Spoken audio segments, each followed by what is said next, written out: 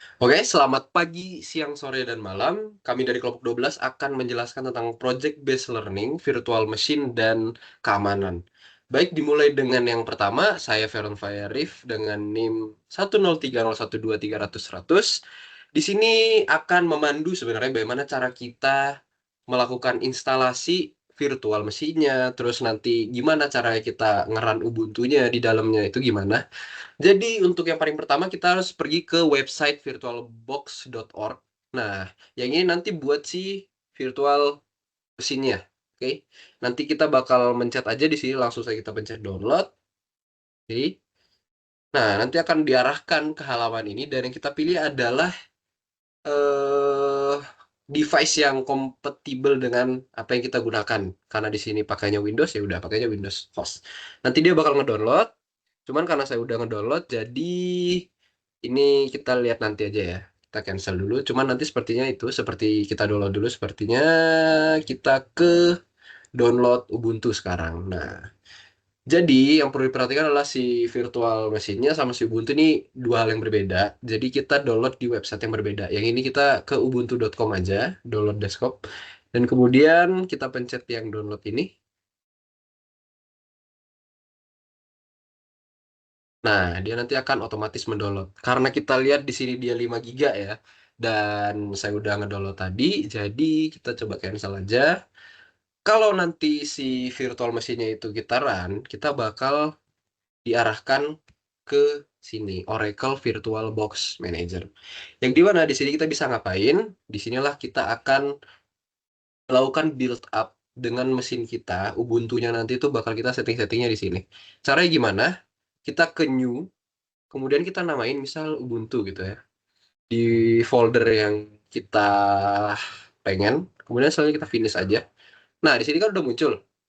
Selanjutnya, ini yang bakal kita setting-setting dengan disknya nanti. Kita ke storage, terus pilih empty. Nah, sekarang kita choose a disk file. Disk filenya ini yang mana? Tadi kan kita ngedownload tuh yang 5 giga tuh ya. Karena saya nge-skip, jadi kita langsung aja ke dia. Kita oke. Nah, kita tunggu sebentar. Tunggu sebentar, tunggu sebentar, tunggu sebentar. Nah, setelah ini, yang perlu kita lakukan adalah, tadi kan kita udah nge-setting ya. Sekarang yang kita perlukan tinggal kita start. Nah, nanti kita akan ditampilkan halaman-halaman seperti ini. Tapi ini karena prosesnya, apa ya, lumayan lama sih sebenarnya prosesnya ini. Cuman nggak apa-apa, kita lihat dikit-dikit aja. Ini coba kita ke full screen mode, switch. Nah, oh, kita pilih yang paling atas, try or install Ubuntu. Nanti dia bakal ngeran buat nanti kita install ya. Karena ini kayaknya agak memakan waktu, jadi kita pause bentar, kita skip sebentar. Nah, tadi setelah proses yang agak panjang itu, kita sekarang install yang Ubuntu. Nah, di sini kan kita bakal diperlihatin, ini di next aja sih sebenarnya. Bawaan dari sana udah support basicnya kok. Bahasa kan, kayak ini bahasa, terus yang ini udahlah di next aja. Sama juga yang sebelumnya kita pilih yang US. Kemudian ini juga sama, use no Wi-Fi device do not connect to the internet. Oke, nggak apa-apa ini wired. Ya. Kemudian install Ubuntu. Kalau kita pengen install dong, bukan cuman dan ini sih yang penting, interactive installation ya yang kita pilih. Next sama aja. Default selection, install third party, download and install support for additional. Oke, nggak apa-apa ini opsional ya. Buat proprietary software aja sih sebenarnya. Ini nanti aja nggak apa-apa. Nah, mari kita tunggu loadingnya aja. Sabar-sabar. Kemudian selanjutnya, nah, nah ini create your account, your name, Veron gitu ya. Nanti langsung dibikinin sama dia. Passwordnya, eh,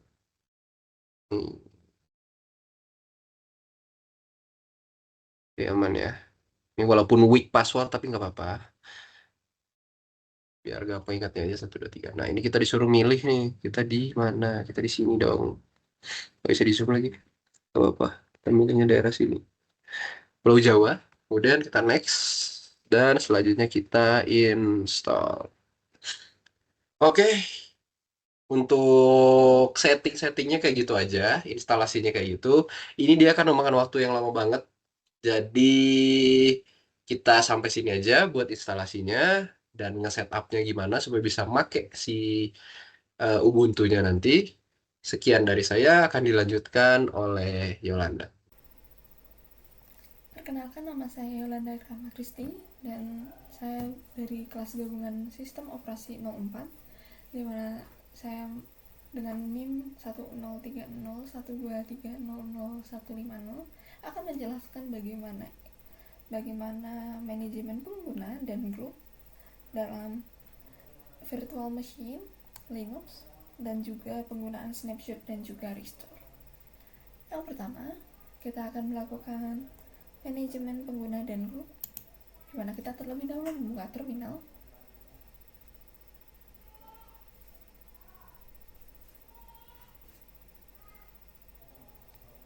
Yang pertama, kita akan melakukan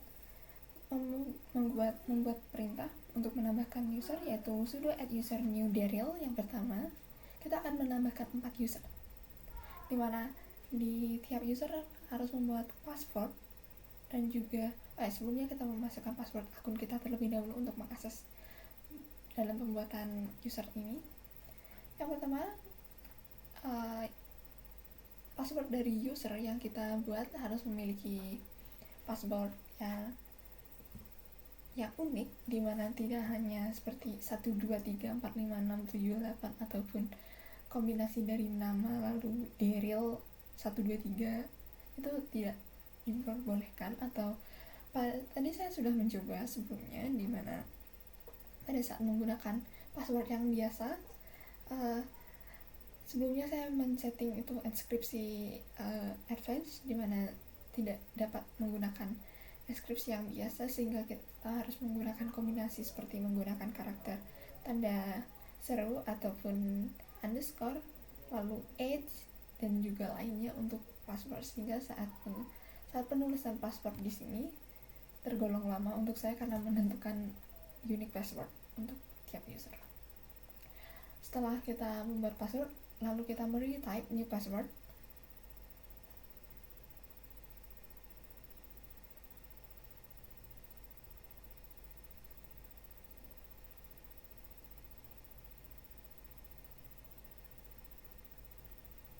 Lalu kita akan mengisi informasi dari akun tersebut, dimana berisi full name, yaitu kita isi dengan Daryl.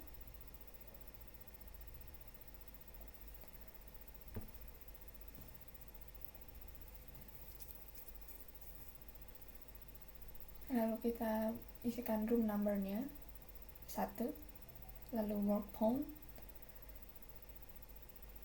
kita isi random aja. Lalu untuk work home phone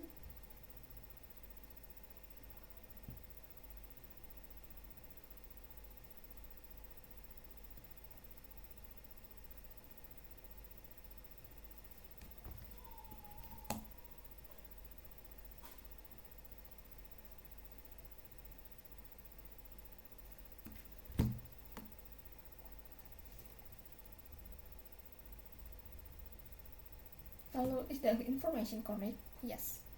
Lalu kita membuat user yang kedua, yaitu sudo add user new Razak.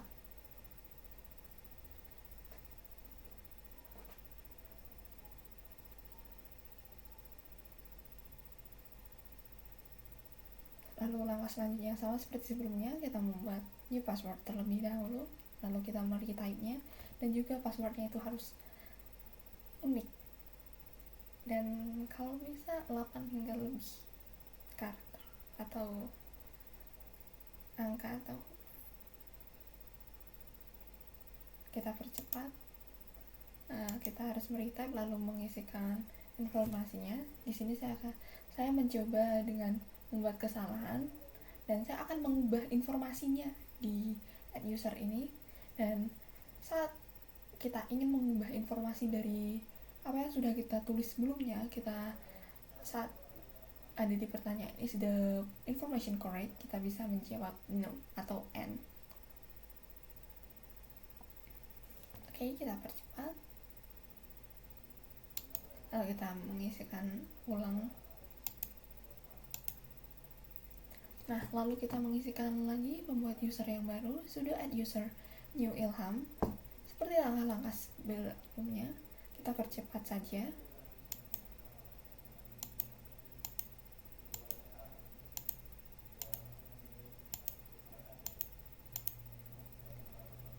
Lalu kita melakukan penambahan user yang terakhir, karena kita akan membuat 4 user.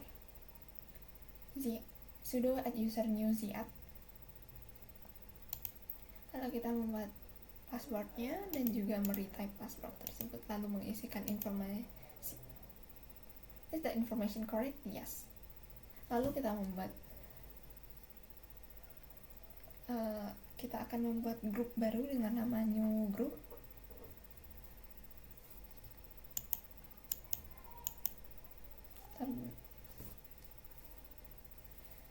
Karena the new group does not exist, kita akan mengulang lagi, dimana sudo group add new group. Kita melakukan perintah itu.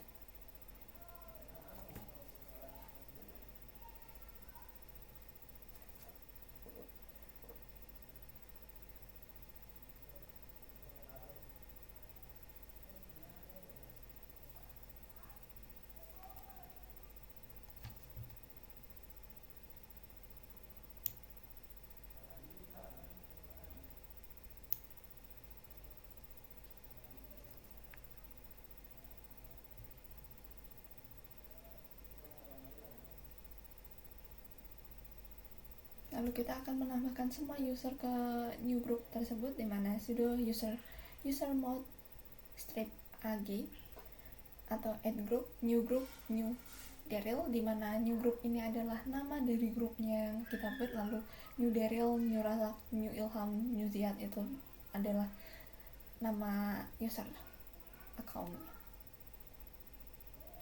Lalu kita akan melakukan pengelolaan akses directory dengan kita membuat directory baru di home dengan nama new user, dimana kita akan melakukan perintah sudo mkdir/home/new user. Lalu kita akan mengubah hak akses agar hanya pengguna new group yang dapat mengaksesnya, dimana kita akan melakukan owner sudo si owner new group/home/new user.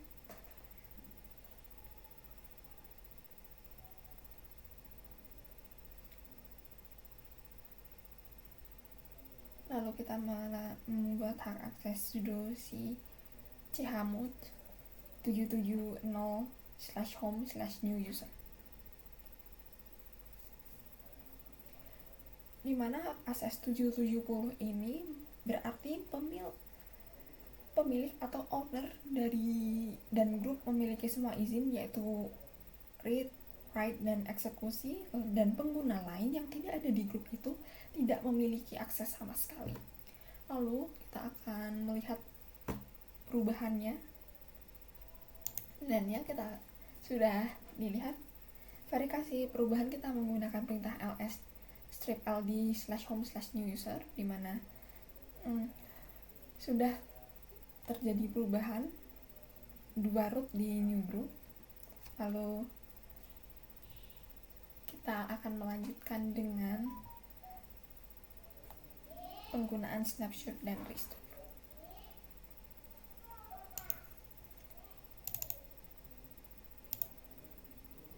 Yang pertama, kita harus menginstal terlebih dahulu timesave, dimana sudo apt install timesave.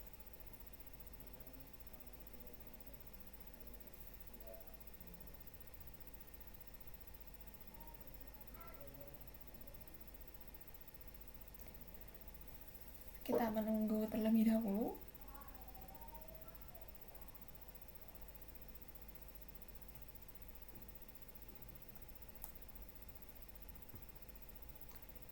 Selanjutnya kita akan membuka yang sudah kita install, yaitu timesave.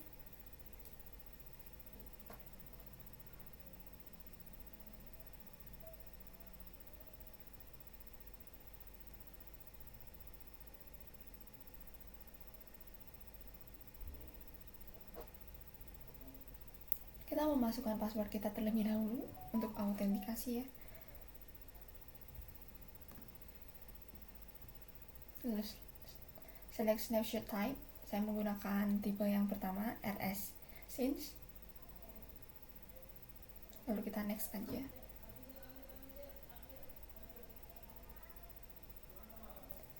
Untuk estimasi sistem size-nya ini lumayan lama kalau belum pernah menginstal, jadi setup wizard-nya kita tunggu terlebih dahulu.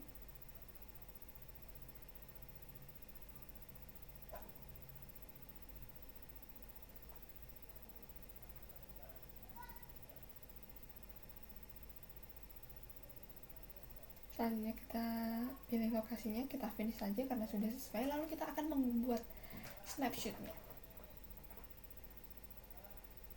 Creating snapshot. Di proses ini lumayan lama karena di sini adalah membackup semua bagian-bagian folder-folder ataupun file yang ada di account kita. Untuk itu kita percepat saja.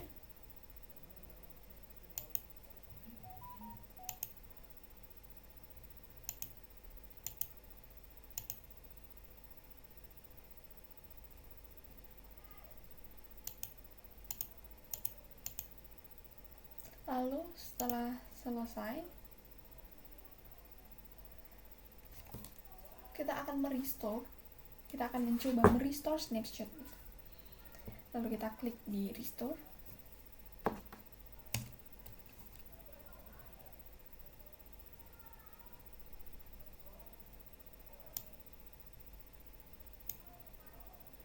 Lalu ignore saja karena memang kapasitas penyimpanan saya sudah.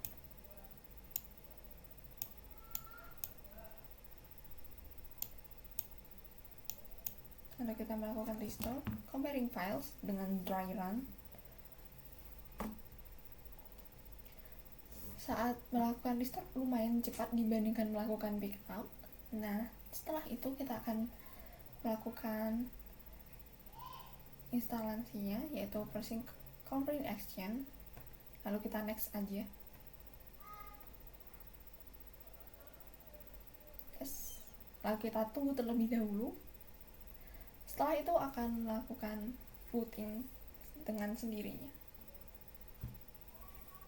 Kita hanya perlu menunggu saja.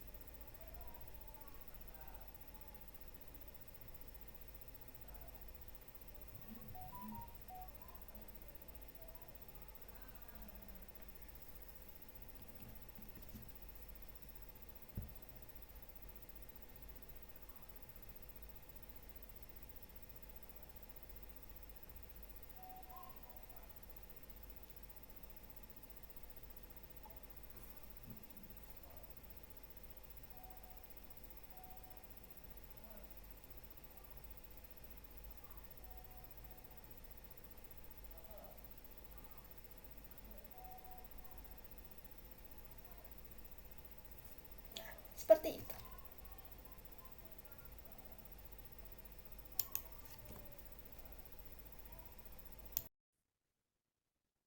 Assalamualaikum warahmatullahi wabarakatuh. Perkenalkan, nama saya Nashwa Kamila dan NIM saya 1030123000105. Saya akan menjelaskan di nomor 3, yaitu yang konfigurasi. Saya coba share screen dulu. Oke. Pertama-tama kita seharusnya kita setting dari Oracle VM VirtualBox-nya juga. Ini di bagian settings dan di network. Nah, tadi defaultnya itu adalah NAT, kita ubah ke bridge adapter, yang dimana kita akan masukin yang Intel Wireless ini karena kita akan menggunakan Wi-Fi, yaitu wireless. Jika menggunakan LAN bisa pakai yang Realtek. Oke, ini advance-nya. Kita jangan lupa di ini allow all dan cable connected. Oke. Sebelumnya, ini kita running aja langsung VM-nya. Sebelumnya saya sudah running dan kita masuk ke sudo su yang kita masuk ke root. Nah, setelah itu karena saya belum menginstal apt yang NetTools-nya ini, kita install dulu. Oke. Nah, ini, sudah terinstall dan saya masuk ke ifconfig yang di sini. Nah, saya menemukan bahwa kita mempunyai yang namanya enp0s3.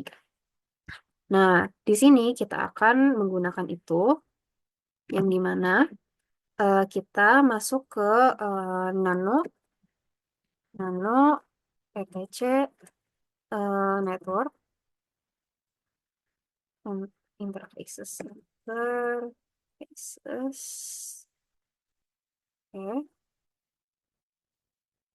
Terus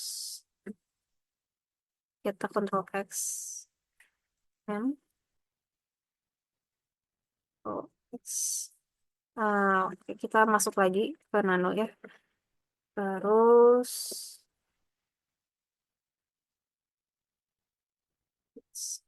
nah, di sini kita masukkan auto efface-nya, address, netmask, sama broadcast, network, sama gateway-nya. Karena kita menggunakan konfigurasi yang statik. Kita langsung saja masuk ke auto. Oh, sebentar. Kita jangan lupa kita pakainya itu ENP. Sebentar. ENP 0 S3 ya. S3. Nah, kita sebelumnya masuk sini. Terus eh, kita langsung masukin saja apa yang mau kita konfigurasi. Kita berarti auto dari si yang tadi ENP 0 S3. Terus kita masukin e-face-nya, e-face. Terus ENP 0 S3. Terus inet statik, karena kita masukinnya statik. Terus addressnya itu dapat dari yang tadi. Kita akan, oh ya, sebelumnya kita sudah mengecek dari yang WiFi statusnya. IP address-nya yang kita punya ini adalah 192.168.157. Nah, untuk address yang statik ini, kita buat yang satu tipe, yang dimana saya akan menggunakan 192.168.158.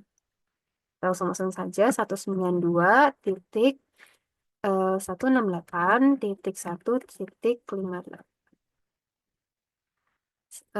Seterusnya kita akan menggunakan netmask. Ini kita dapatkan dari yang sini, sama 255.255.255.0. Terus kita masuk ke broadcastnya ini yang batas paling atasnya yaitu 192.168.1.255. Oke, kita terus masuk ke networknya. Networknya ini yang paling bawah, berarti 192.168.1.0. Terus masuk ke gateway-nya. Gateway-nya ini kita dapatkan dari sini, berarti 192.168.1.1 yang sebelah sini. Oke.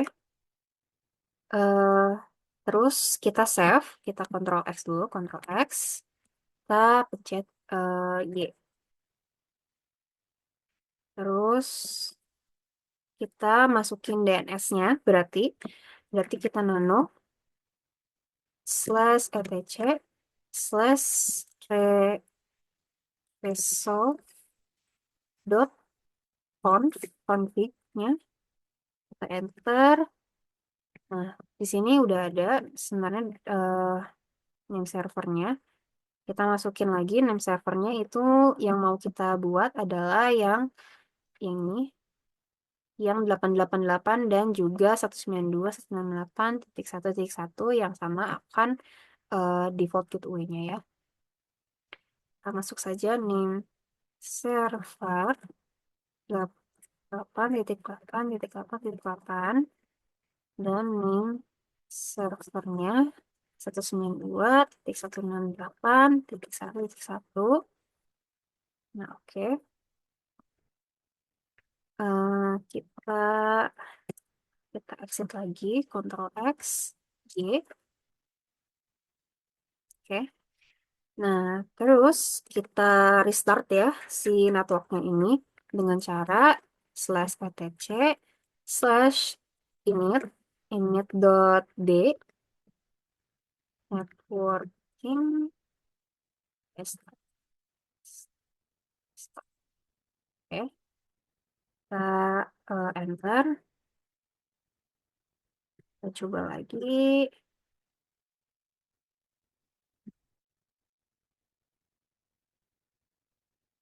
Oke, ini sudah masuk, berarti coba kita masuk ke if config-nya. Apakah sudah ada yang kita masukkan tadi?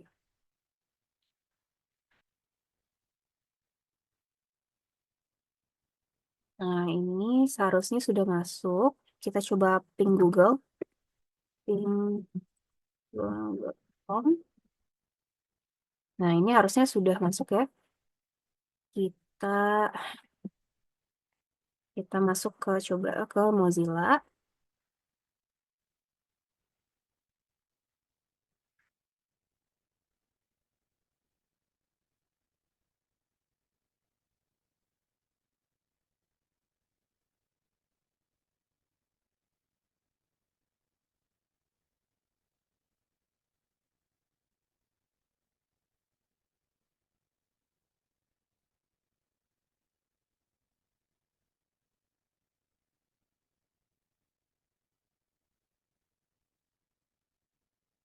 Nah, sini sudah masuk ya.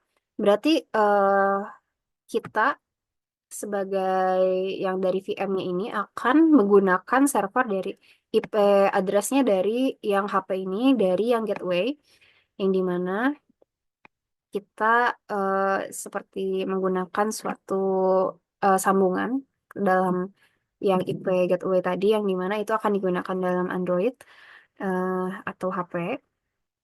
Nah, jadi makanya kita bisa untuk menggunakan internet di VM VirtualBox ini.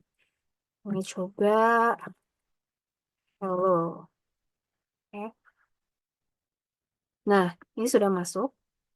Berarti sekarang saya VirtualBox saya sudah bisa internetan, yang karena eh, saya sudah menggunakan konfigurasi statik ya. Oke. Jadi untuk menjawab yang nomor dua, eh, virtual machine ini memang berkomunikasi dengan sistem operasi induknya atau hostnya itu melalui hypervisor yang mengelola sumber daya fisik seperti CPU, memori, jaringan, dan storage, dan dia itu menyediakan perangkat keras virtual. Jadi, yang pertama itu berarti hypervisornya ini mengatur interaksi antara VM dan juga hostnya. Ada tipe bare metal dan juga hosted, yang dimana di atas OS-nya host gitu. Dan kedua, bisa driver virtual yang memungkinkan si VM-nya ini alias virtual machine-nya ini mengakses perangkat fisik melalui emulasi. Yang ketiga itu kita bisa menggunakan API atau tools seperti VMware Tools atau VirtualBox Guest Editions yang bisa mempermudah komunikasi. Dan juga yang terakhir itu bisa menggunakan jaringan virtual yang dimana menghubungkan si VM-nya ini dengan host melalui mode seperti NAT, bridge yang kita pakai, dan juga host only networking. Jadi dengan ini, si VM-nya itu menggunakan sumber daya host tanpa konflik langsung. Jadi seperti itu untuk yang nomor tiga.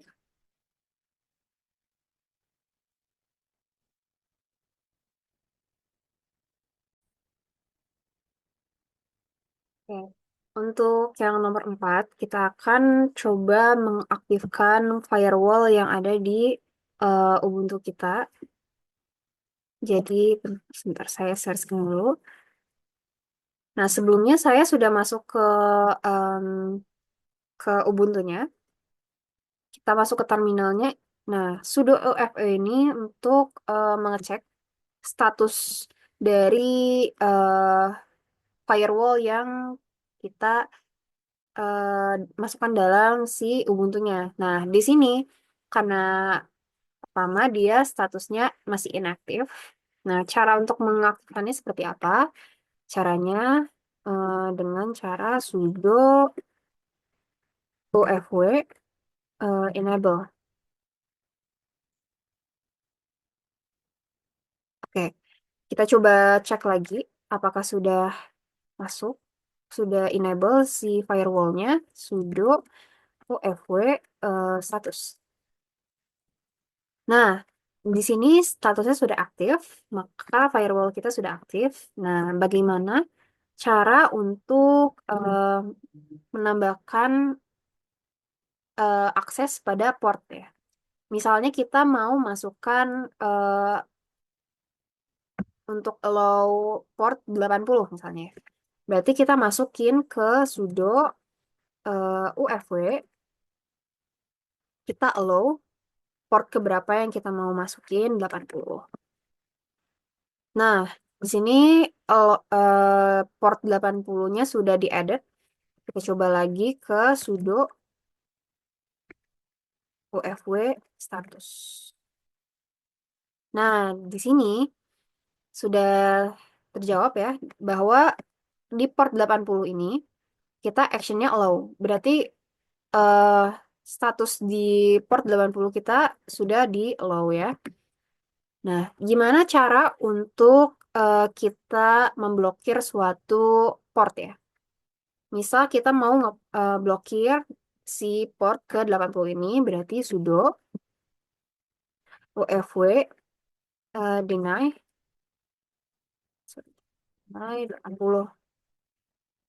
Nah, di sini rule dari si 80 ini sudah di-update, yang dimana seharusnya si port 80 ini sudah tidak bisa masuk ya.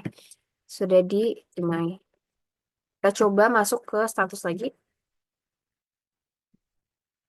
Nah, ini sudah terupdate ya, berarti port 80 ini actionnya deny, yang dimana dia sudah tidak bisa masuk lagi dari port ke 80. Oke, sebenarnya seperti itu saja untuk penjelasan bagaimana cara untuk mengaktifkan firewall dan juga menambahkan port yang untuk di allow dan juga untuk di deny. Nah, sebenarnya untuk yang menjawab pertanyaan selanjutnya, kenapa penting? Sebenarnya firewall ini penting banget untuk melindungi sistem dari ancaman eksternal dengan memblokir akses yang tidak sah gitu. Jadi kita bisa memblokir suatu port yang menurut kita tidak sah dan mengontrol lalu lintas jaringannya. Ini tuh untuk mencegah kebocoran data sensitif, mendeteksi dan menghentikan serangan cyber, serta melindungi dari ancaman internal. Jadi selain itu, firewall ini bisa membantu kita untuk memenuhi standar keamanan dan juga menjaga kerahasiaan data yang ada dalam OS kita, integritas dan serta sorry, ketersediaan data dalam OS kita. Oke. Sekian dari saya. Wassalamualaikum warahmatullahi wabarakatuh.